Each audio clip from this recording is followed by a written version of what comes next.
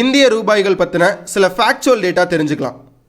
Indian currency ஒவ்வொரு நோட்டுக்கு பின்னாடியும் ஒரு ஹிஸ்டாரிக்கல் இமேஜ் இருக்கும். அது என்னன்றதை பார்த்துருவோம். 10 ரூபாய்க்கு பின்னாடி ஒரு புகைப்படம் இருக்கும். இதன் பெயர் கோனார்க் சூரிய கோவில், ஒடிசான்ற ஸ்டேட்டில் லொக்கேட் ஆகிருக்கு. 20 ரூபாய் நோட்டுக்கு பின்னாடி ஒரு புகைப்படம் இருக்கும். இதன் பெயர் எல்லோரா குகைகள், மகாராஷ்டிரா ஸ்டேட்டில் லொக்கேட் ஆகிருக்கு. 50 ரூபாய் நோட்டுக்கு பின்னாடி ஒரு புகைப்படம் இருக்கும். இதன் பெயர் தேருடன் ஹம்பி, கர்நாடகா ஸ்டேட்டில் லொக்கேட் ஆகிருக்கு.